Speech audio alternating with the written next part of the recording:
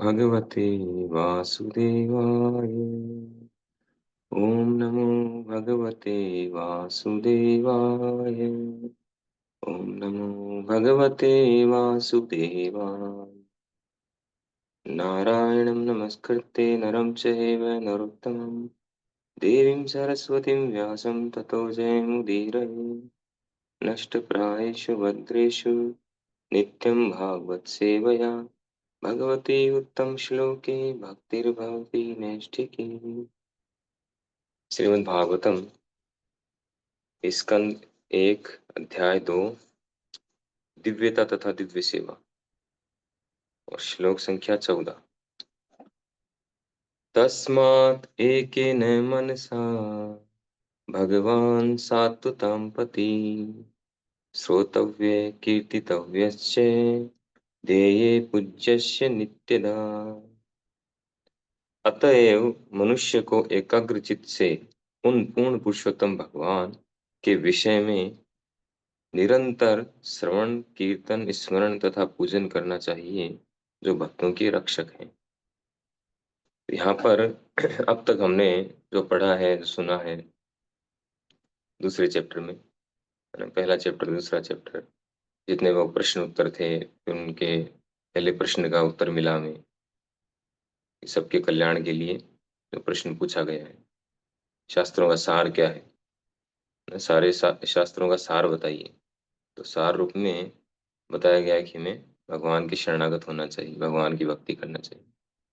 तो यहाँ पर कंक्लूजन दिया जा रहा है कि तस्मात, तस्मात शब्द वहां पर आता है अतः, जहाँ पर निष्कर्ष देना हो, ये सब हो चुका, अब करना क्या है अंत में। तो यहाँ पर क्या, तस्मात अतः, तो अतः हमें एकाग्रचित से उन पूर्ण पुरुषोत्तम भगवान के विषय में निरंतर श्रवण कीर्तन स्मरण और वंदन, भक्ति के जो 9 विधियां हैं उनमें से पहली 4, श्रवणम कीर्तनम विष्णु स्मरणम पाद सेवनम अर्चनम वंदनम, पहली 3, उसके बाद में एक।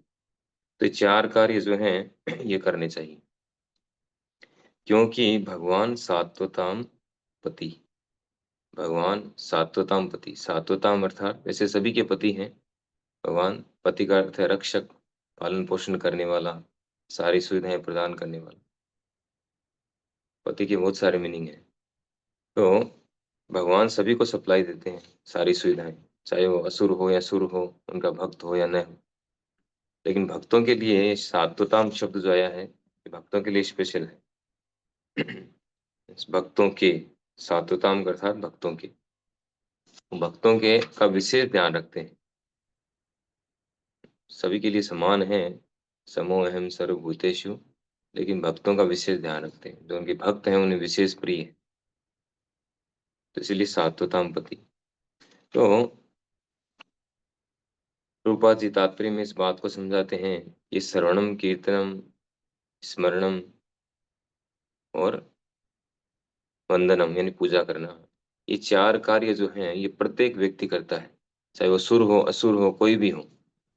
प्रत्येक व्यक्ति इस पूरे ब्रह्मांड में जितने भी लोग हैं, जितने भी जीव हैं, मनुष्य हैं, सभी ये 4 कार्य कर रहे हैं, चाहे वो किसी वर्ण के हों किसी आश्रम के हों। सुनना और बोलना ये सब करते हैं, इवन पशु पक्षी तक करते हैं। पहले के 2-3 श्लोकों में आ चुका है, ये पशु पक्षी भी सुबह उठते ही प्रश्न उत्तर शुरू हो जाते हैं।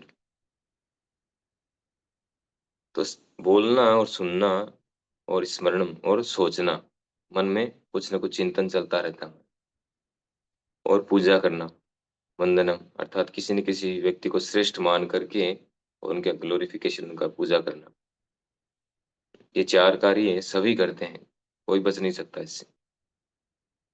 तो किसके लिए करना चाहिए, किसका करना चाहिए, किसके बारे में सुनना चाहिए, किसके बारे में बोलना चाहिए, और किसके विषय में हमें स्मरण करना चाहिए और किसकी पूजा करनी चाहिए, ये जानकारी बहुत आवश्यक है। ये तो हमारा पूरा जीवन व्यर्थ चला जाए।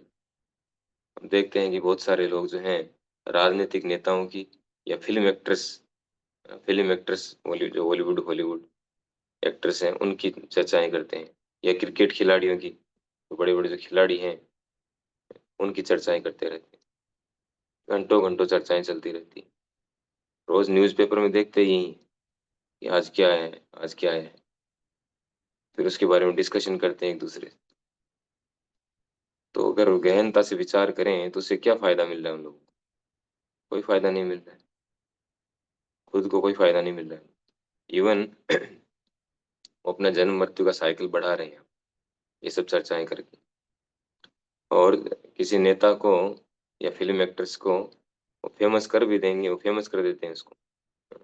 यहाँ पर बता रहे हैं कि किसी फिल्म एक्ट्रेस की या जो राजनेता है उनकी प्रशंसा करके कई बार ऐसा देखते भी हैं। किसी व्यक्ति में योग्यता नहीं है फिर बहुत जल्दी फेमस हो जाता है न्यूज़पेपर में,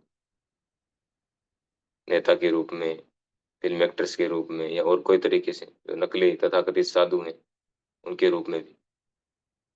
फेमस कौन करता है? हम लोग ही फेमस करते हैं, जनता ही फेमस करती है उनको, गलत तरीके से प्रचार करके। मतलब उनका वो है, योग्यता नहीं है, फिर भी उनका ऐसा प्रचार किया जाता है, वो फेमस हो जाते हैं। और कुछ समय के बाद लेकिन बने नहीं रह सकते, वापस डिग्रेडेड हो जाते हैं, गिर जाते हैं, क्योंकि उनमें योग्यता थी नहीं, इसलिए बने नहीं रह सकते वहाँ।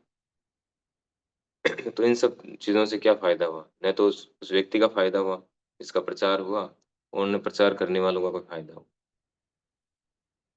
तो अच्छा हो कि हम किनका प्रचार करें? भगवान का प्रचार करें, क्योंकि भगवान सभी के पति हैं, सभी के रक्षक हैं, बाकी कोई नहीं है।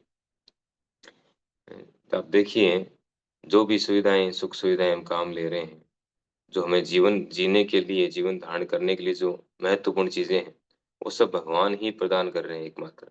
उनके अलावा दूसरे किसी कैपेसिटी नहीं प्रदान करनी। हमें 24 घंटे ऑक्सीजन चाहिए, श्वास लेने के लिए, जीवित रहने के लिए। 1 मिनट भी हम बिना श्वास लिए, बिना ऑक्सीजन के जीवित नहीं रह सकते। कौन प्रदान कर रहा है? भगवान की व्यवस्था है।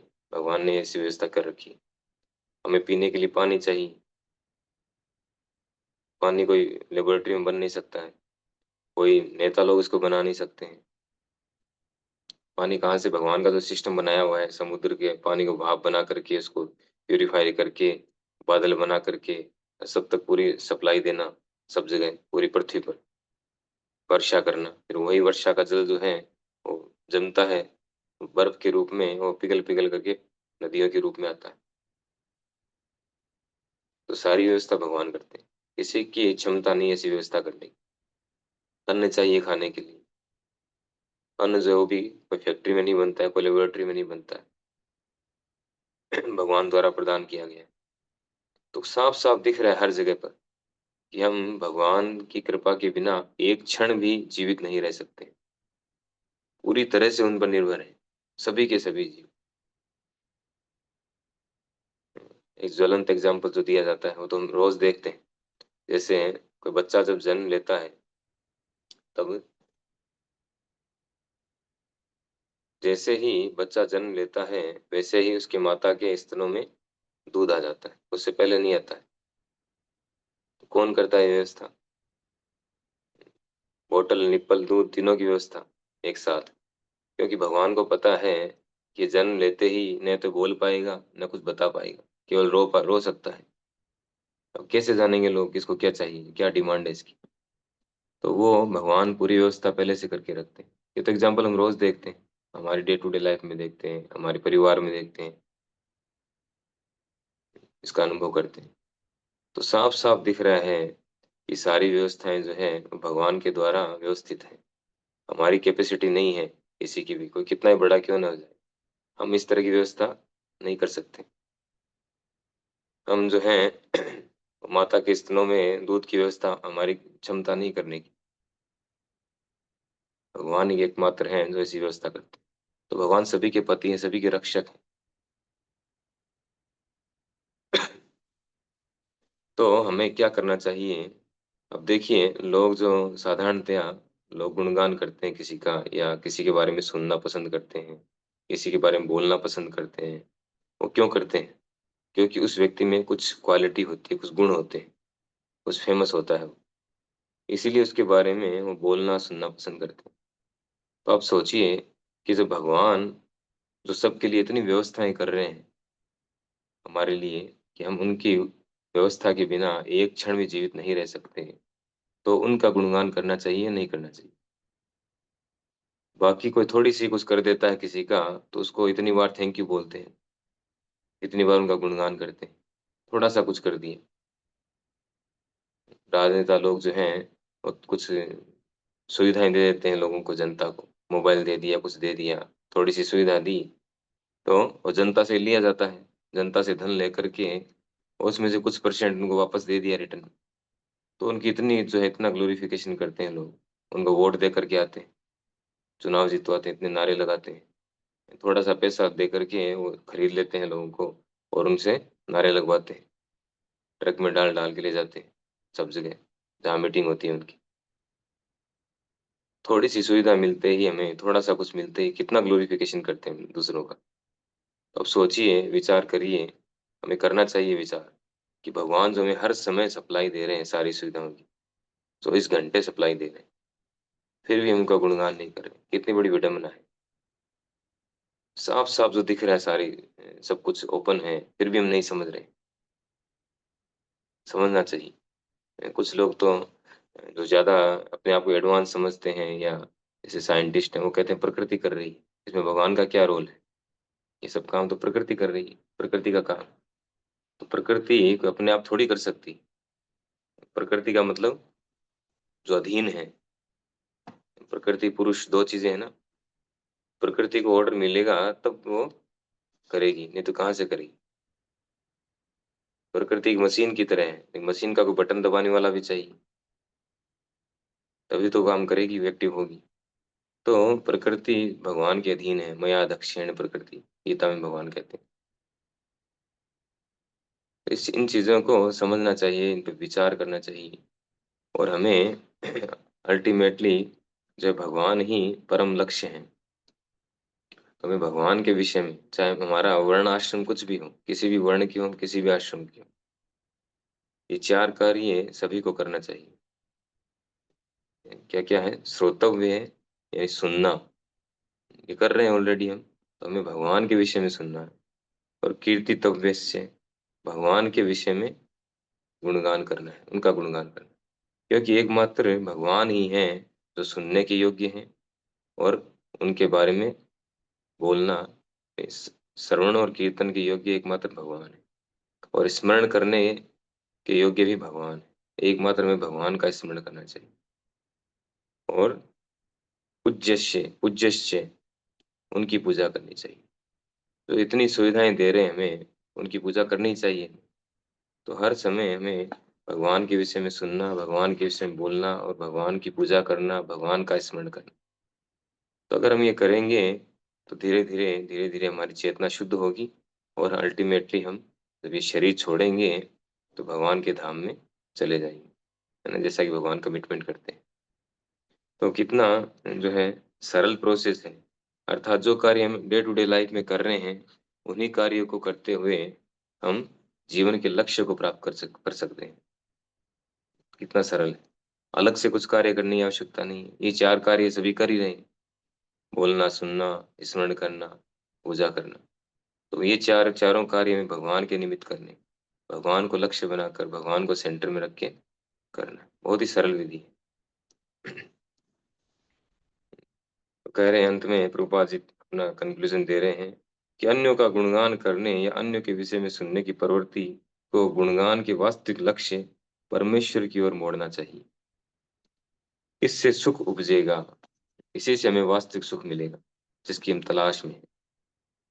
तो बहुत ही सुंदर मैसेज है इसमें हम सभी के लिए। हरे कृष्णा। श्रीमद् भागवत महापुराण की जय, श्रील प्रभुपाद की जय।